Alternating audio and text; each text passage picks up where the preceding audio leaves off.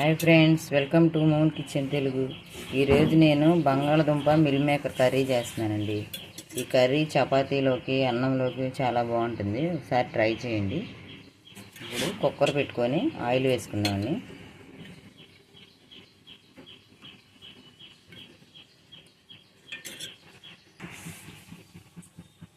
Oil వేడైందండి. ఇందులో చిన్న ముక్క చెక్క మొగ్గ వేసుకున్నాం.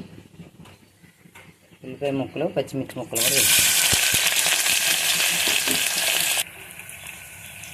ఇందులోనే కొద్దిగా కరివేపాకు వేసుకున్నాం. టమాటా ముక్కలు కూడా వేసుకున్నాం.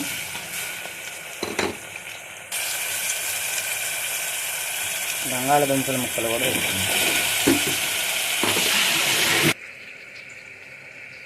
మిల్ మేకర్ని ఇలా వేడి నీటిలో నానబెట్టుకోవాలండి. వీటిని 2-3 సార్లు శుభ్రంగా కడుక్కుందాం.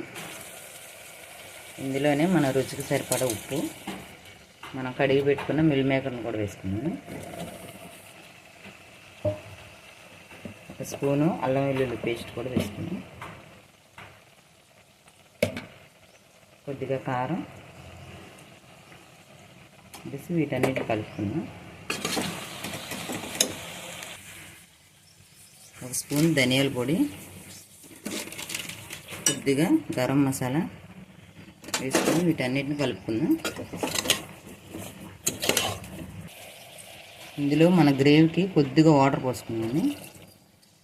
కుక్కర్ పెట్టి 2 విజిల్స్ వస్తే సరిపోతుంది.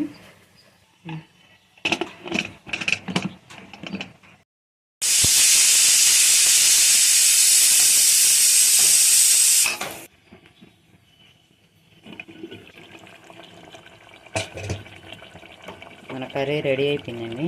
ఇప్పుడు కొత్తిమీర వేసుకొని స్టవ్ ఆఫ్ చేసుకున్నాం.